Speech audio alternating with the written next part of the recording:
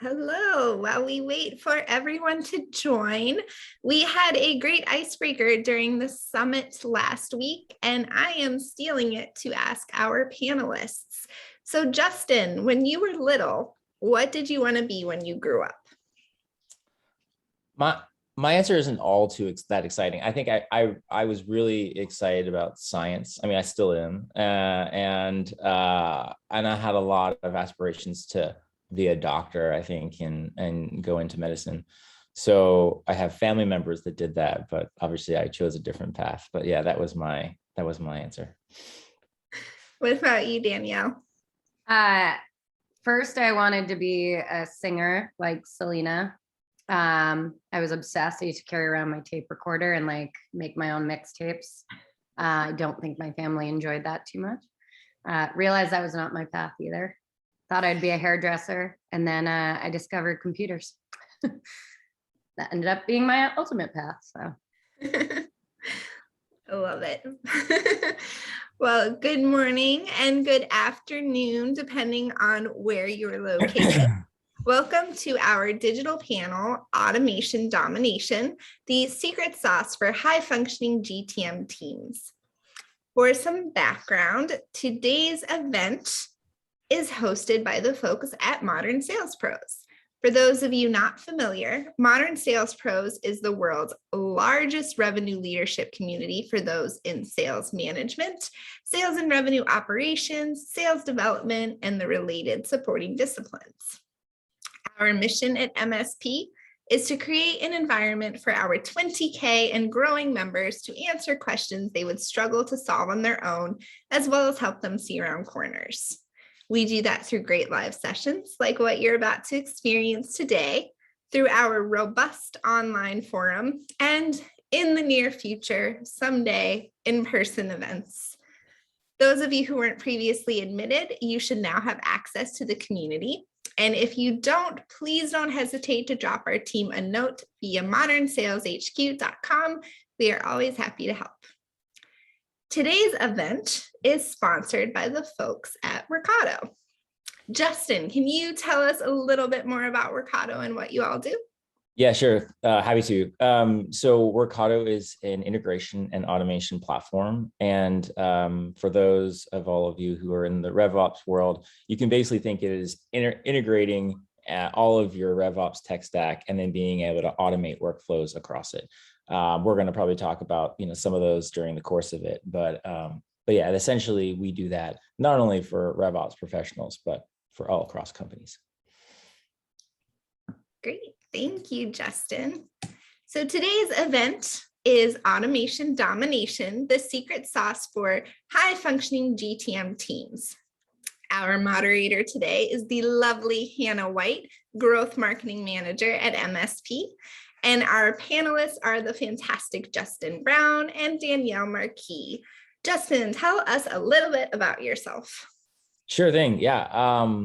So I've been at Ricoto for about 3 years, and I'd say like the way I kind of define my career is this is the third arc of it, I guess. Like the first wave of it, I did finance, and then like investment banking, asset management, and then I did a stint in consulting, and so now the last kind of 6 years or so has been in enterprise software doing kind of sales ops and rev ops, and it's been a lot of fun. So that's a bit about me, and I'm here in California. Great. Danielle. classic mistake. Yeah. Danielle Marquis. I'm in Boston, Mass. I work for a company called Zappy, and I run our revenue operations team there. My whole career path has been around the revenue operations space. So it's been really cool that to see it evolve and just all the different areas I've been able to learn about, impact, help coach other people on, have now come into what I get to do every day in that revenue operations and serving much more than just sales or just marketing. So yeah, I have 13 years of experience in that space, heavy Salesforce background, and experience in everything from scaling startups to heavy enterprises. Great. And last but not least, Hannah, our moderator, would you like to introduce yourself? Oh, I wasn't expecting this. Hey everyone, I'm Hannah. I am on the Modern Sales Pros team, helping bring all of this awesome content to life. I have a marketing background, but excited to dive into the RevOps space with Danielle and Justin today. All right, great. We're happy to have you all here. Now for those housekeeping notes. First, the event, as you heard when you came in, is being recorded and it will be shared. You'll be able to access this recording and the key takeaways on the previous events page of the MSP website. Second, if you have a question for Justin or Danielle, please use the Q&A function. This will make sure it doesn't get lost in the chat because I will be sending you all a lot of things throughout and I don't want anything overlooked. We will try to get to all of your questions during the event. All right, now enough from me. I'm going to pass this off to Hannah to go over the agenda and begin the discussion. Awesome, thanks Elizabeth. Everyone today, thanks for joining. We're excited to talk about automation domination, the secret sauce for high functioning GTM teams. What is on our agenda today is why automation, identifying key processes, categorization, and prioritization, how to measure the success of your automated processes, and how to keep your automations relevant. So let's just dive right in. So Danielle, why don't you kick us off? Why automation? Why automation? Honestly, I think automation is how you get to the point of scaling, right? So we ask so much more of our teams that we're supporting or our businesses that we're supporting for different areas of information to help us be smarter about how we go to market. So figuring out where we can enter in automation steps to either capture data or make their jobs easier only helps them be more productive and helps us to move a little bit faster and be more successful ultimately. Completely makes sense. Justin, why automation? Yeah, I mean, I'd sort of say there's, I think two things come to mind, and we can talk about this more during the course of it. Like the first would be just to sort of scale your team. I mean, probably a lot of people here who are either, heads of RevOps or, running RevOps teams or on them, like your team's probably not that big and you probably wish you had more people. And so the reality is just like, to some extent, like automating things is the only way that you can somewhat get through all that you have to get done. And so there's some degree of just being able to scale yourself, scale your company. And then the other thing I'd say that's really important is, like RevOps tech stacks are crazy now. Like, I mean, like there's just there's so much potential and so many things they can do, which is awesome. At the same time, though, I feel like if you aren't using automation, then you're really not getting the full value of a lot of what you've bought. And we can talk about some examples of this, but like, there's so many things that happen in the course of your business that I think unless you're automating some of your systems and connecting them so that like one thing makes another thing work so that you can like actually, trigger something, a system to happen. So like the right information is given at the right time. Like a lot of systems by themselves don't know how to do that or don't know what the right time is because they don't know your company. And so you as the sort of, person who can, kind of architect that and understand what that is, can drive a lot more value out of the tech stack you have with automation. So I'd say those are my two. So scaling yourselves and unlocking the potential of your tech stack. Awesome, completely makes sense. Before we dive into the next prompt, a question that we got during registration that I'd love for each of you to answer. Danielle, why don't you take it first? How do I know when a process should be automated? Knowing when a process should be automated, because as much as we'd like to automate everything, there are definitely scenarios where automation doesn't make complete sense. So the first step I always take is understanding what the goals and outcomes for our customers or stakeholders are. So customers for my team are internal, right? It's our sales, CS, marketing, support teams, and understanding what they're trying to achieve, and then mapping those steps out to get to those outcomes. then understanding, okay, what of these things are taking too much time? What things can we actually add a system on? What things can we automate? Because you wouldn't need to necessarily have to manually do that. I think when I look at that stuff, things like activity logging, those are things that in any org should be, with the tech stacks out there and available today, an automated step so that we can ask reps or CS teams for more value add input around those customers, because there's only so much you want to ask people to be entering. So yeah, I'd say if a system can solve for those outcomes and free up the people around it to be more productive and value add, that's a really great opportunity. But understanding what the outcomes are first, mapping out those steps, and then really evaluating where automation makes sense. Totally. I love that. It's almost like it's easier to automate the quantitative so you can actually use people for the qualitative piece. Yeah. Justin, what's your take on that? When should a process be automated? So I think, I mean, I'll try not to be repetitive. I really liked Danielle's answer. So I definitely think, to the extent that something, obviously, like the stuff that you would probably know, I'll just quickly cover. Like if it's repetitive and if it's something that, you know, happens all the time, and there exists, you know, data or some kind of like action that could be, you know, leveraged, that could take, you know, the need for someone to do it themselves out of it, then for sure.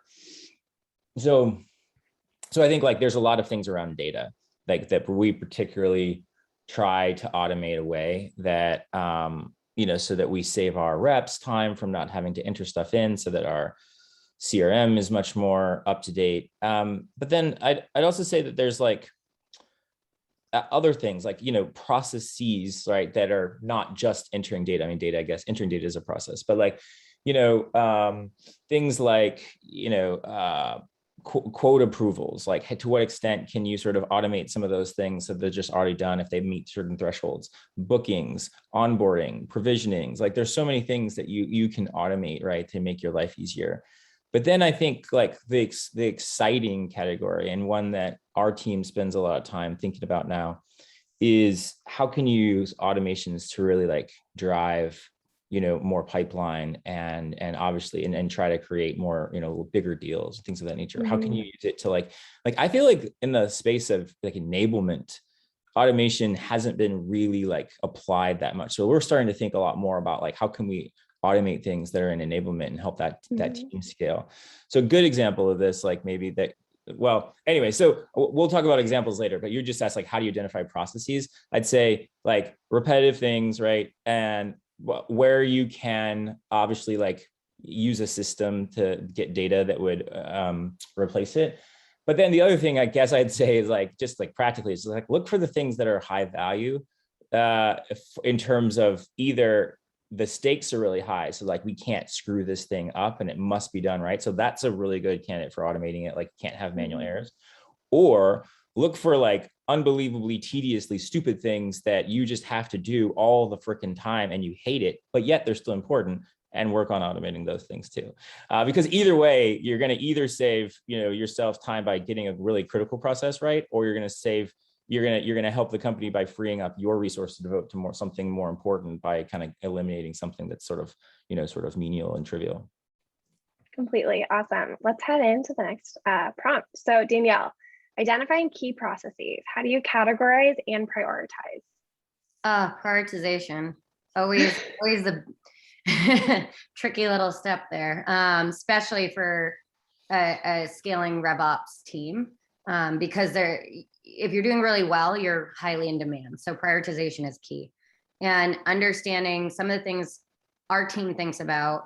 And if you look at our horizons right now, you're probably like, oh, there's no way you can get all that done. So prioritization is absolutely important, and it's working with the stakeholders and cross-functional. So I look at a couple different things, starting with discovery, but getting down to a point where if I have 4 teams I have to support with optimization or systematization and automation, you know, do they have a good idea of what workflows and outcomes they're looking for? I'm going to keep coming back to that with automation, because really, if you're just throwing a system or automation on top of a problem and you're not quite sure what you're trying to drive from that, it's still not going to be a success, right? So understanding what outcomes each of these teams are trying to drive. Do they have a clear understanding of what those workflows they want to actually assess and potentially automate look like? Do we need to build versus buy? Because that also comes into effort versus impact.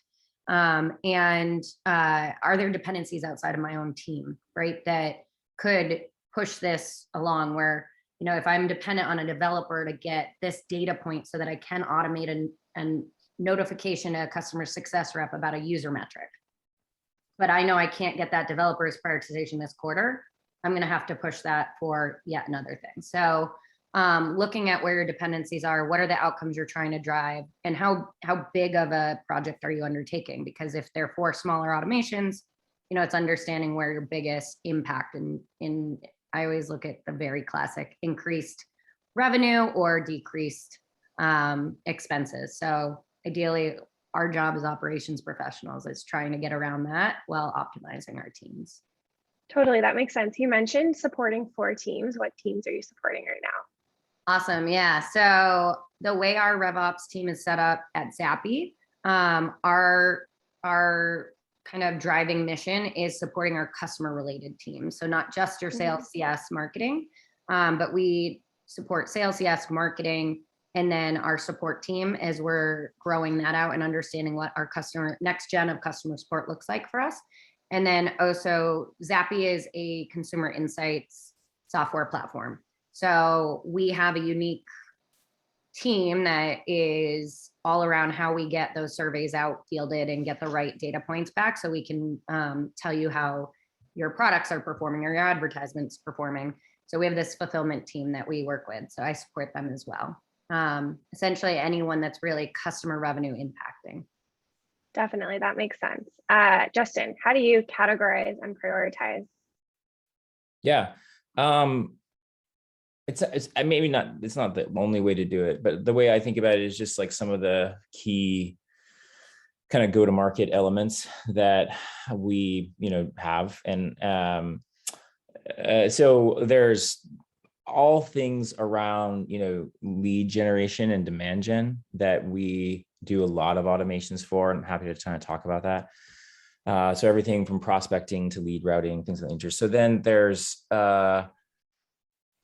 like the actual sales process and how we do, kind of automate some of that so that certain things, so some of that's data and making sure that certain things move at certain places, and there's automations around that, obviously. Then I mentioned sales enablement. Like that's one that we're spending more time with. So like how do an example of this would be like we've created automations that basically will route competitive battle cards to immediately after a call has taken place because we flagged the competitor that was named, and then we automatically can like take that sort of out of our content system and then like ping the person in Slack. We can also let them know, hey, by the way, here's the last like 4 or 5 reps who have had competitive wins against this person if you just want to go do some social networking.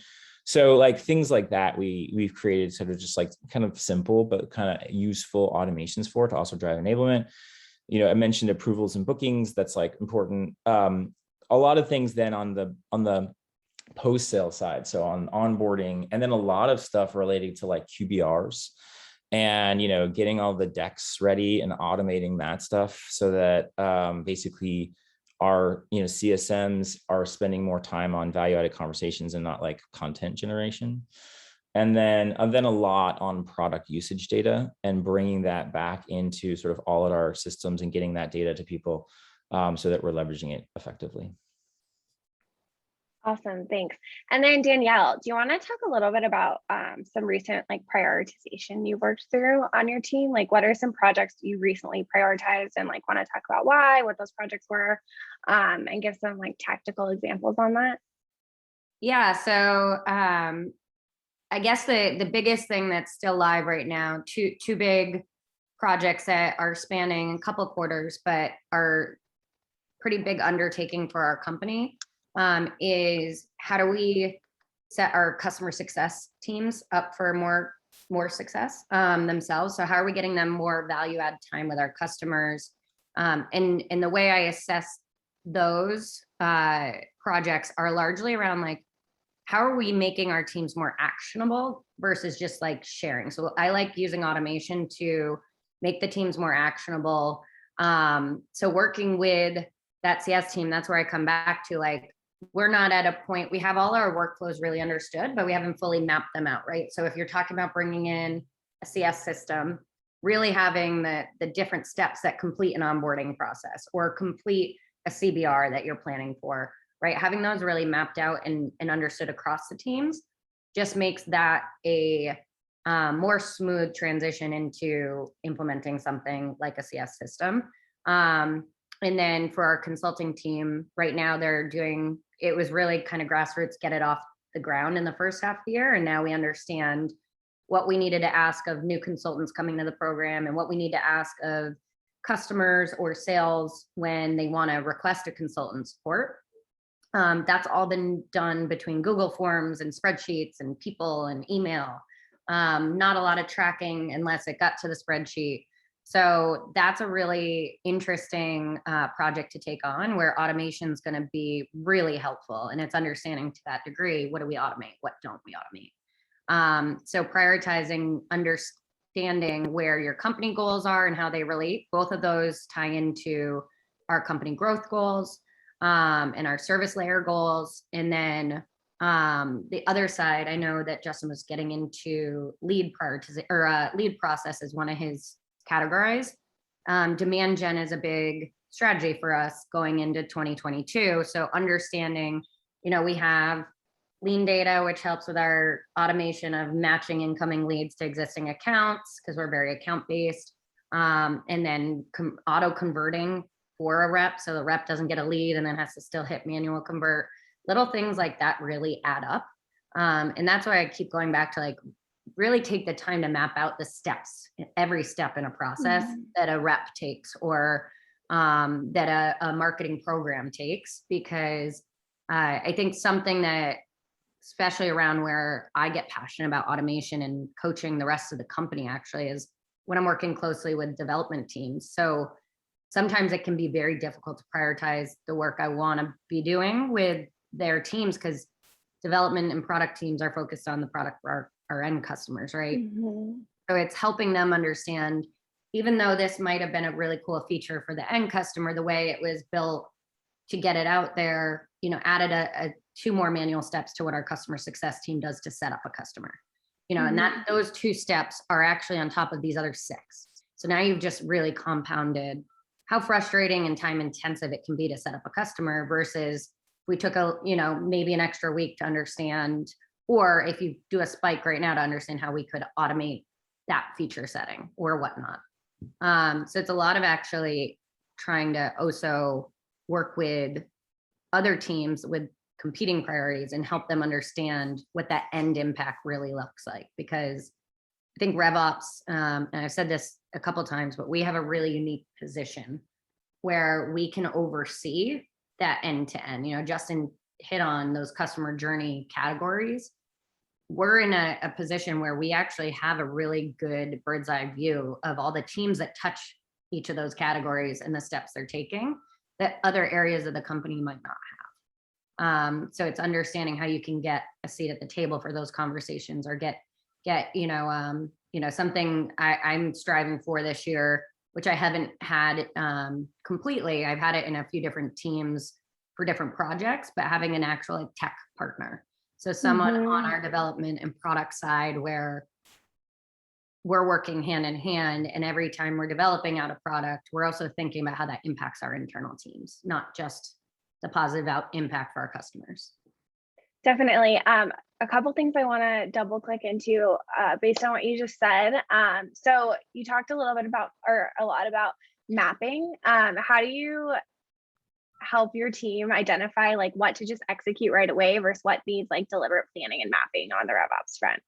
That is a great question. Because I also have varying experience on my team right now. So right now I have a Salesforce admin, and then a kind of RevOps analyst, which I understand is a very vague title. Him and I joke about that ourselves. We actually hired him in as a data hygiene role. We just identified so much, and I think I saw a question come in around a little bit about data hygiene and automation. So I feel like it fits the fact that like you can't automate bad data. Again, you can't throw automations or systems on a bad process or bad data.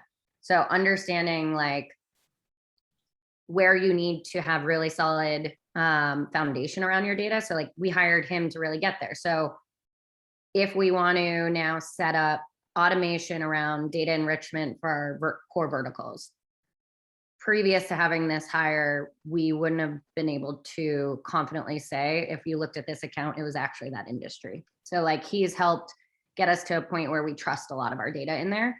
And so now we're moving him into more like an analyst position. So with him and our Salesforce admin, it's taking a step towards, we actually are trying out this urgency matrix for ourselves of that kind of effort and impact, right? So how big of a project, what t-shirt size is this really gonna look like? And how much of a priority, like if we don't get this done, do people stop working? Or is it like a fun idea we can look into, but we have a lot of backlog to work through right now? So that's part of it. And then I think the constant behind what I try to coach the team on is always getting to the why. Like it could be a project or it could be a report request, but getting away from we are a support team, because we're not, we're in operations and we need to be the leaders in what optimized does look like. So like if a end user is coming to us asking for a report, I always encourage my team to ask, what are you trying to achieve from this report? What story are you trying to tell? What questions are you trying to answer? And that way we're more optimally able to deliver something either that's exactly what they're looking for or close to the first time around versus hours back and forth, which frustrate both teams. But just asking the why, what are you trying to get to?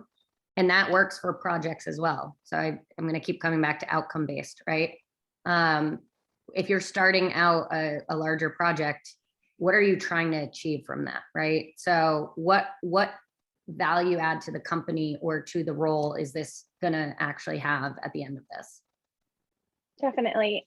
Justin, do you want to talk a little bit about that? So how does your RevOps team operate?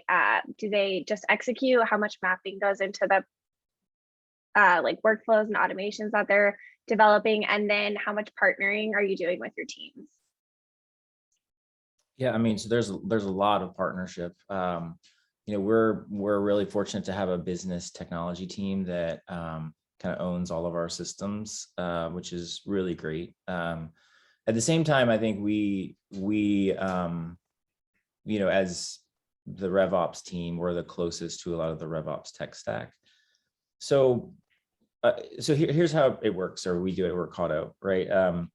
Like we're always thinking about integration and automation, basically, and like how we automate things, but we scrap a ton of stuff. I mean, or we sort of like parking lot a lot of stuff, because there's a couple things. I mean, number one, like to the point, like we want to be focused on the most important things. And I think there's always so many things you could automate, but it's just more of like, how do we get to the things that are going to be the biggest moving the needle, you know, items. And so we think a lot about that. And I think that's really the role of the RevOps leaders, as well as the sales leaders, to kind of think through understanding like, what are the biggest strategic priorities for the company? And therefore, like, what are the biggest processes? And so, excuse me, if we're going to do something, how do we drive something that's going to really aim at that? And so, you know, like if and then yes, like our team will oftentimes map out the processes of how we'd like it to go, but it's not super technical. It's like, if you think about it, it's like you can go up on a whiteboard and just sort of be like, hey, this should happen, this should happen, this should happen. And that's really where I would think you should start. And then honestly, you know, you should then get tools that allow you to build that way, right? So, because it's like, that's how a lot of people think. And so, yes, most all the processes are led by our team thinking through how things should work. And we work in conjunction with the leaders and things of that nature. And then we leverage our business technology to sort of, team to oftentimes then, either put things into production or sometimes we build it ourselves even. Totally. We had a question come in from Natalia, and I'd love to hear from both of you. So what automation and tracking tools are you using for demand generation and lead generation, as well as mapping out processes, customer journey, and your RevOps workflows? Danielle? I could take this. It might take the next 30 minutes. No. No, so I'd say our tech stack, anywhere that I've gone to step into a RevOps or sales ops role, I've taken lean data with me. I know there's many more options out there now. I've just kind of grown with them in my career too. But anywhere you're working in an account-based scenario, it is a clutch automation tool. And it's sometimes one of the more difficult ones to get, especially if you report up to the CRO or a revenue leader, because what they're looking for is, how does this help my team, right? And like, if it's not a license their team is using, sometimes that can be a tricky conversation. But something like a lean data actually saves talking about Justin going back to that, scaling your own team a lot of time. It also saves a lot of the friction of you passing leads off to sales that, an acquisition rep might get a lead that should have gone to an account manager because you didn't have the right mapping in place, right? So something like a lean data for the entry point from your marketing automation to Salesforce, I think is really powerful. We also use ZoomInfo to enrich the data before it gets to a sales rep so that they have some additional insight when they get their marketing qualified alert that, who this person is and what the company is about. We also use Troops. So Troops is how we get them their marketing qualified. And then a step further, it's also how we do some of that sales enablement or compliance type communication as well. So if a rep got the MQL alert but didn't follow up within 2 days, we ping them again to remind them there's that MQL there. If they followed up but it's been 5 or more days since they've tried to re-engage the MQL, then we send another Troops alert to their Slack. So lean data, ZoomInfo, Troops.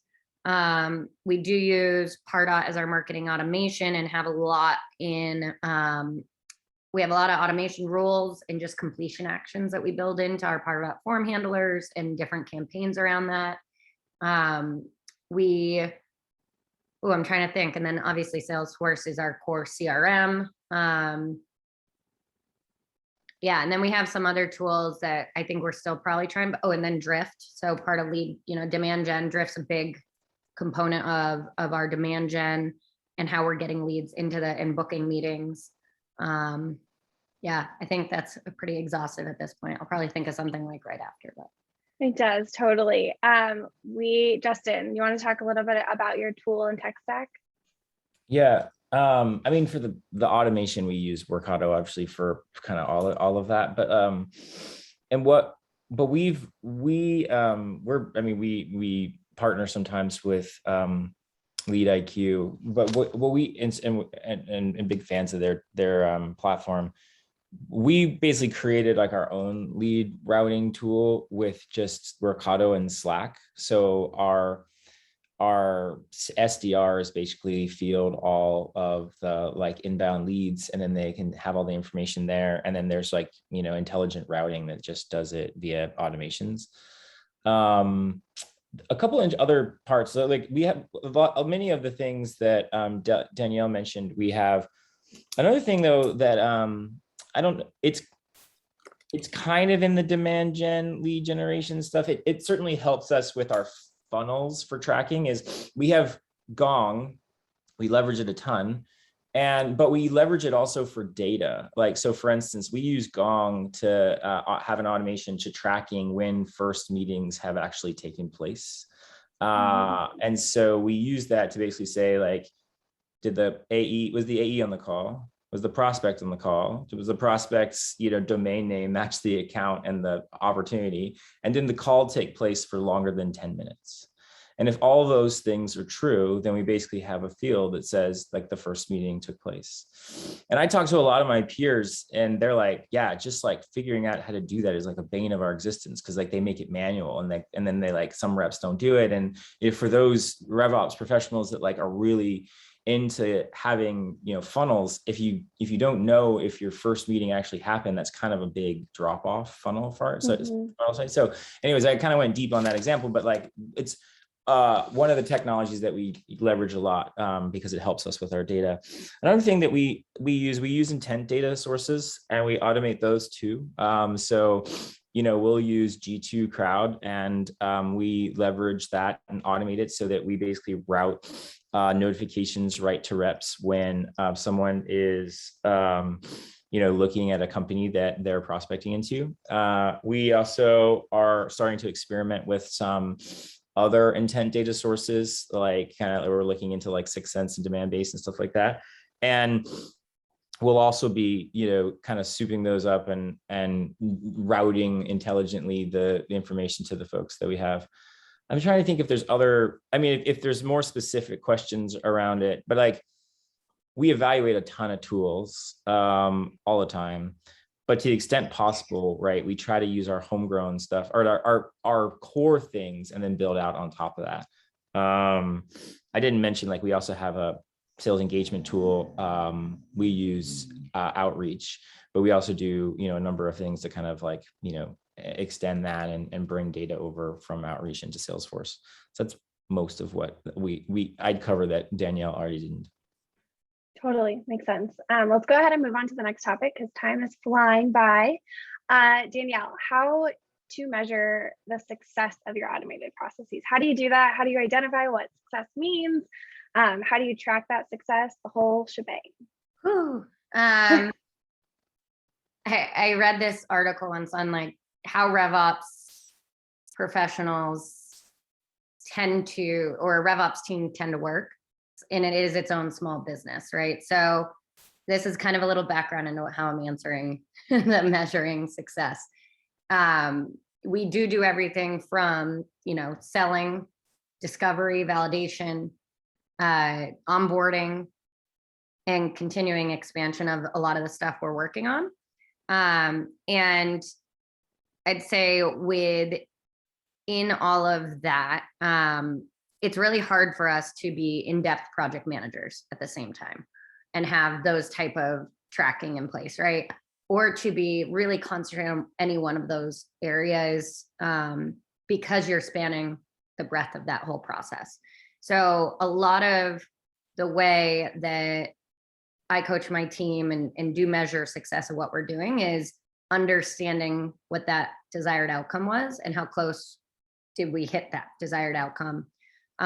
You can have a lot of anecdotal success measurements, like we saved them, you know, if your desired outcome is saving 5 minutes of a time in a workflow, you can go back, you measure that, benchmark it, do your work, come back and say, okay, I saved them 5 minutes, or I saved them 3 minutes, but that's still a chunk of time that if you measure that times your amount of sales reps, times the amount of hours they're working in a year, you've just given back.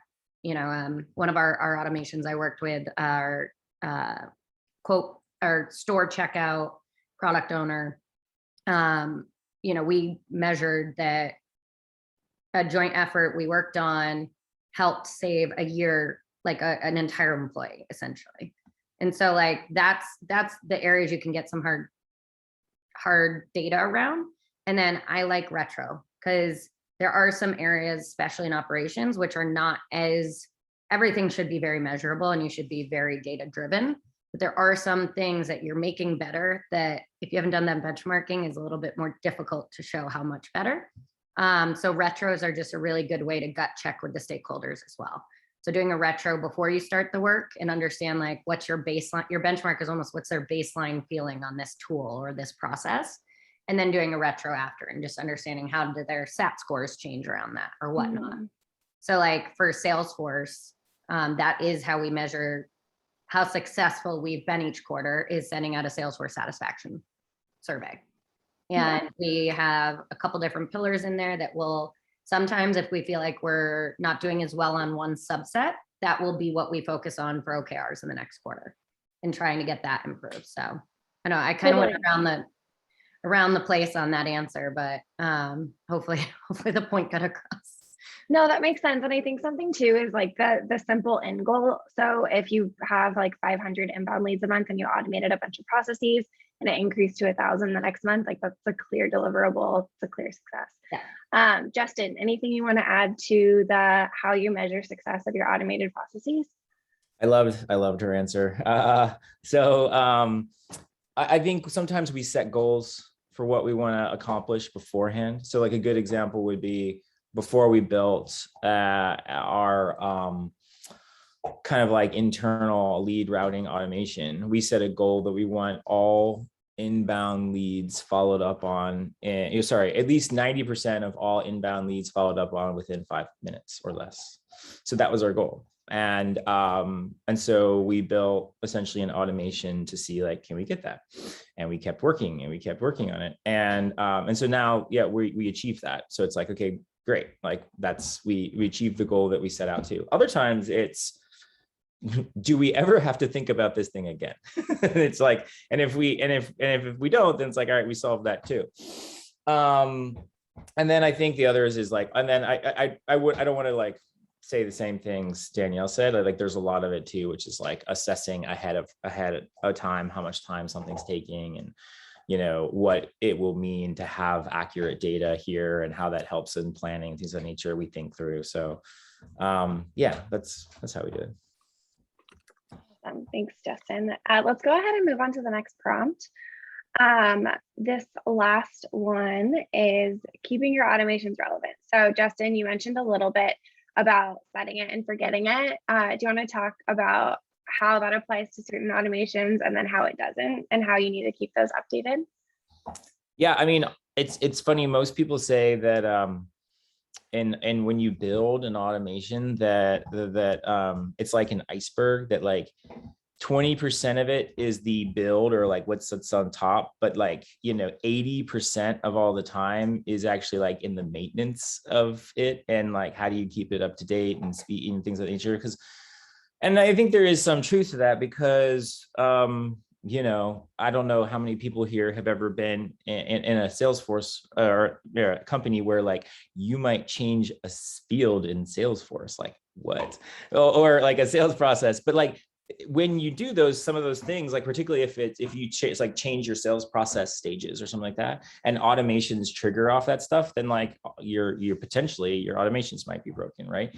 So you have to go in and fix it. So I think one of the key things here is just like, obviously, like whenever you think through changes, you have to do a change management to think through what is all of the things that are going to be impacted by it.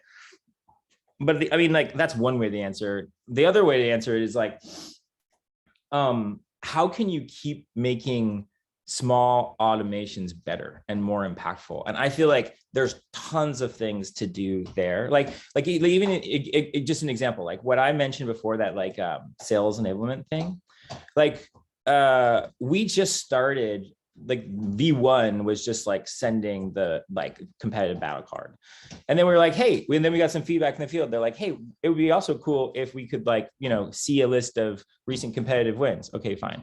Oh, it would also be cool if we could like connect and like easily talk to the folks who did those wins. And so we just like kept adding more things onto it that were only value additive, right? So it's like we kept sort of getting feedback and asking about it. So I think what I'd say is always think through how you can make your automations more impactful. The other thing is when you buy new technology, like now you have something else at your disposal that you can automate and think through how can we leverage this. So I think, you know, that those would be sort of like the two big trigger points, are like whenever you have a big change in process or whenever you buy something new, like you should automatically think about how do I need to like update it. And then what I'd say is like the key automations you have that you feel like you're getting a lot of value, spend time thinking about how we could extract even more.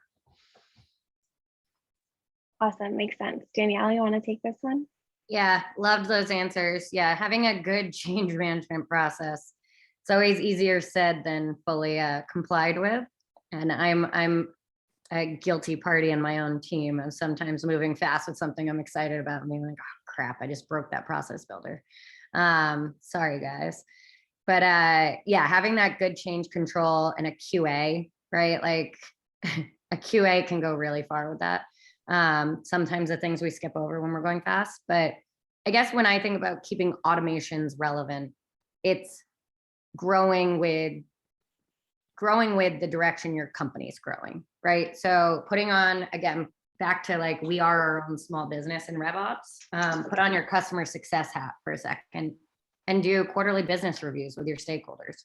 So I like to try to keep at the minimum a monthly touch base with all the managers that I'm working with and trying to just do like, hey, how are your teams working? You know, are there any things that are coming up in your team meetings?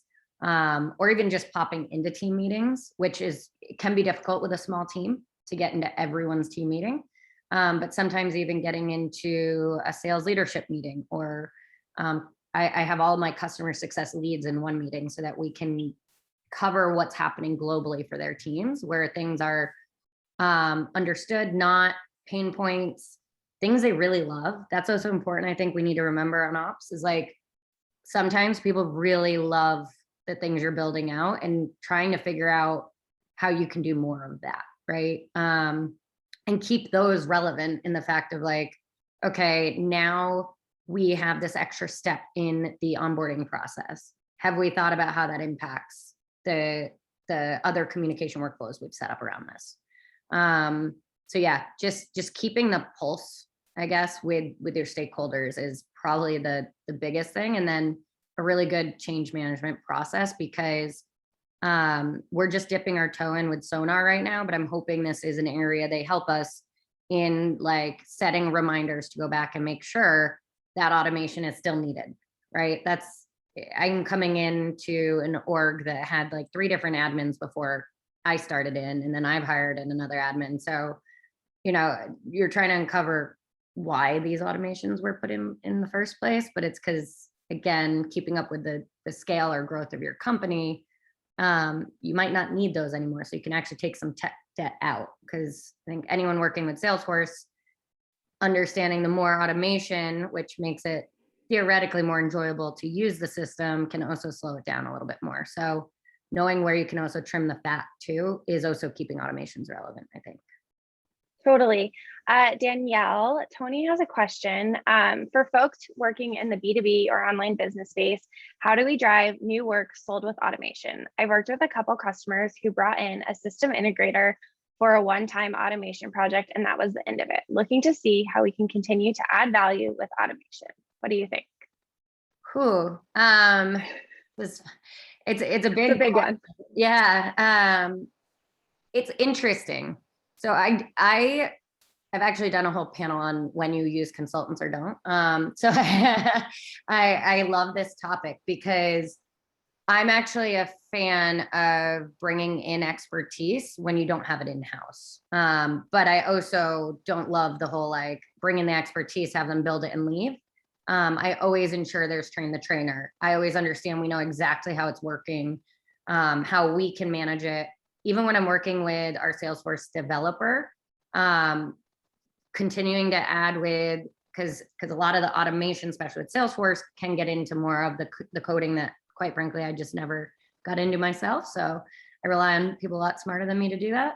But I also am dangerous enough where I know there's some custom settings they could put in that if I need to move fast and change some things around, I can actually get in there and do it. But I think the biggest thing is really understand what's being built out, why it's being built out, and what it's trying to achieve, and make sure that yeah, I don't know if that's totally answering. I guess I'm kind of going on the like using a system integrator to come in and then they leave part of that, but continue to add value with that automation. It's kind of back to how do you keep it relevant? So Completely. Continue evaluating that process.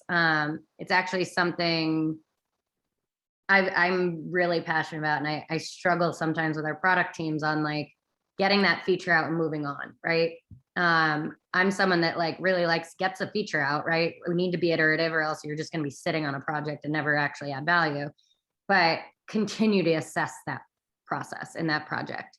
don't let it just like go into maintenance mode right away.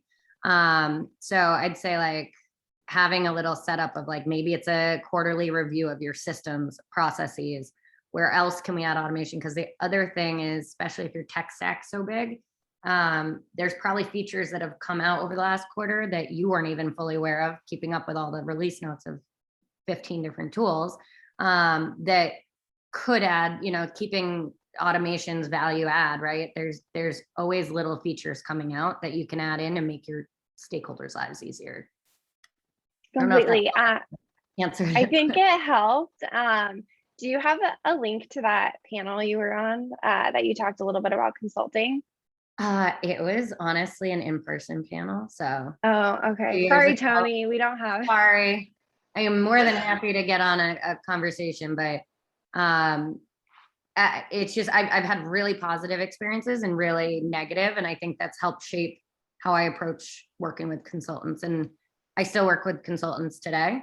But even something like knowing how we were scaling out Salesforce's impact at Zappy, I was really happy to have someone on the development team partner with me to make the value prop for bringing in an in-house developer. I've worked with Salesforce consultants before, and it's helpful for like point in time projects, but when you want a continual improvement or tweak, or you need someone that understands your business and how it's moving and morphing, having someone in-house for some of that stuff is worth the investment for sure. 10 Completely. Makes sense. And then we have one more question, Justin. I'd love for you to take this one before we head into our key takeaways. But Sahul would like to know, what are your top KPIs? How do you track them? And what dashboard and software tech are you using to do it? Sure. KPIs, we look at, so I could do another panel on this one. I feel very passionate about it, but so we obviously, I'll take the table stakes ones off, the like bookings or like close one we'll take off, but like one that we've really moved our sales org to, and we have done some automations on this too, so it's kind of related, but is we've actually got it away from win rates as a company, or at least for the sales org. Why? Because win rates are highly manipulated, can be manipulated by sales reps, because basically just like, hey, I can have a really good win rate if I just never close anything. I just keep it open and keep pushing it, right? So we look at something that I think is a much better gauge on rep performance, is we look at pipeline conversion over the course of the quarter. So basically, what pipeline did you bring into the quarter that was going to close that quarter? What pipeline did you build that was supposed to close that quarter? What pipeline did you pull in? And then that's your denominator, and then your bookings that quarter is your numerator, and that is your pipeline conversion. And I think that's a much better barometer of actually like what are reps actually doing in a quarter.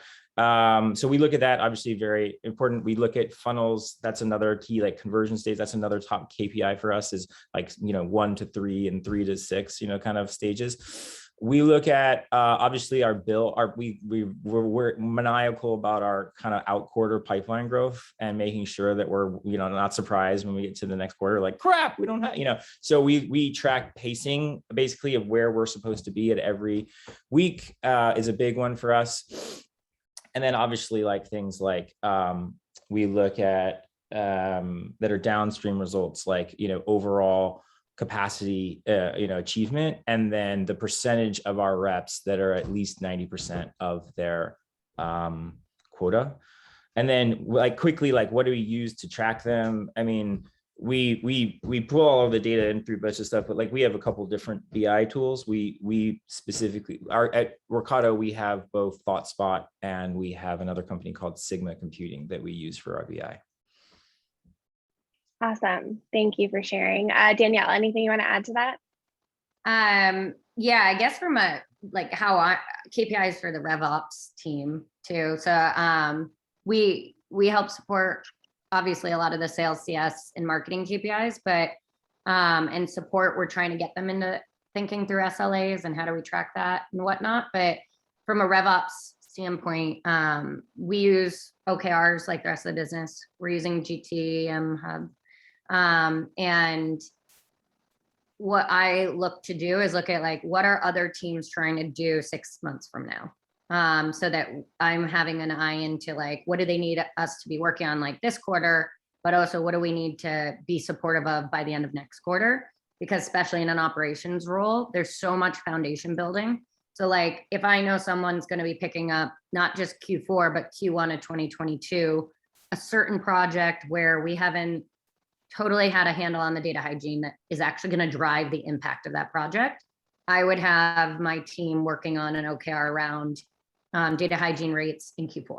So like, I'm always trying to think out as much as I can get from other stakeholder teams, what they're trying to do. And then I build out our OKRs, and that's our, really, we don't have any like hard revops. Obviously Salesforce SAT is something that we really live and die by, because that is the main foundational tool that we build or integrate off of. And then for how we support out with KPI tracking for our other teams, we're just getting our feet wet with Ambition, which I appreciate the whole benchmark and trending. So helping managers be able to pinpoint, based on this trend data, these 2 reps are going to probably need a little bit more coaching on this area of the sales process, whereas these other 2 are doing pretty great towards their goals. It's probably more just make sure that they're getting everything they need from procurement, or that the pipeline is as accurate as possible. But like, these other 2 might need a little bit more goals on how do you even get to a discovery meeting, because we're lagging there. Completely. So yeah, we use Salesforce Ambition. We have Tableau. We just actually embedded some Tableau reports into Salesforce, because on our customer success side, outside of revenue, they have a lot of KPIs around how many more active or advanced users are they bringing into their accounts, stuff like that. So just getting them better accessible insight into that data. So that's kind of how we approach it here, outside of what Justin already talked about in like pipeline forecasting stuff. Completely makes sense. Well, we're almost at time, so I'm going to ask you both for your tweet length takeaways. If someone didn't attend today, what is one thing they need to know from this panel? Justin, I'd love for you to kick us off. There's an endless amount of things that you can automate in RevOps. So, if you can think about it, it can, if you can think and draw it on a whiteboard, it can be done. But again, it's not about automating necessarily everything. It's about automating the most important things and making sure that you're getting the value. So you're thinking through it, and you stay on top of it so that it stays valuable. Awesome. Thanks, Justin. And Danielle? Oh, you stole my answer. No. Getting me back for the other ones.